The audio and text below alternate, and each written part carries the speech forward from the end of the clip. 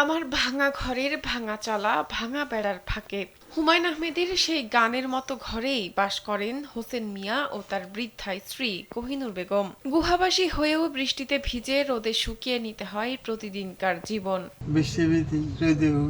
একসময় সচ্ছল থাকলেও মেঘনার করাল গ্রাসে 4 বার নদী ভাঙনের মুখে পড়ে নিঃস্ব এই দম্পতি।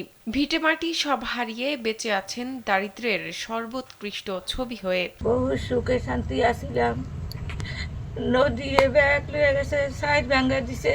সবকিছু হারিয়ে স্বামী স্ত্রীর প্রতি পরস্পরের ভালোবাসার নজির স্থাপন করতেই যেন এখনো বেঁচে আছেন ভোলার বোরহানুদ্দিন উপজেলার টবগী ইউনিয়নের 6 নম্বর ওয়ার্ডের বাসিন্দা হোসেন মিয়া ও কোহিনুর বেগম। ভিসা দিচ্ছে যে কোনো এসিতে 15% নিশ্চিত ছাড়। এছাড়াও থাকছে মানি ব্যাক গ্যারান্টি নিশ্চয়তা। নিজেরই চলাফেরার শক্তি নেই, সন্তানদের ভরসা নেই, তবু অচল পড়ে থাকা স্বামীর জন্য তার ভালোবাসার শেষ নেই। সারাদিন এদিক সেদিক ঘুরে মানুষের কাছ থেকে চেয়ে চিনতে আনা কয়েক মুঠো চাল আর বন জঙ্গলের শাক পাতায় সন্তুষ্ট রাখতে চান স্বামীকে। সংসার চালাই, এই কেউ তেনে আনি, কেউ গেলে বেটকি মেরে, আর যার আল্লাহ নয় এই দেয়। 6 সন্তান থাকা সত্ত্বেও বাবা মায়ের পাশে দাঁড়ায়নি কেউ।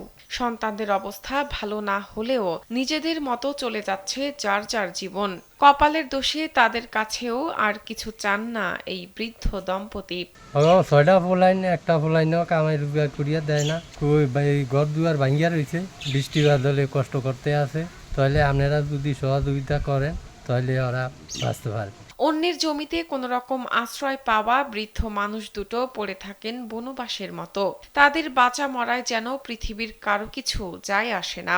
এমনকি ভোটের সময় দেখা পাওয়া জনপ্রতিনিধিরাও খোঁজ নেয় না বলে আক্ষেপ করেন বয়োবৃদ্ধ কোহিনুর বেগম। দেশের চেয়ারম্যান মেম্বার কোনো টাকা নাই না, ভোটের সময় হেরো ভোট গেলে আর কেউ কোনো দিকে ঠিকে না। সামান্য পেটের ভাত জোগাড় করাই যাদের কাছে স্বপ্নের মতো, রোগ শোকে চিকিৎসার কথা ভাবতে বসা যেন তাদের জন্য রীতিমতো দুঃসাহস। তাই অসুস্থ স্বামীর রোগ মুক্তির জন্য উপরওয়ালা ছাড়া আর কোনো ভরসা নেই কোহিনুর বেগমের। যদি অনুগমায় লাগে গরিবের দিকে একটু নেড়ে নিবেন।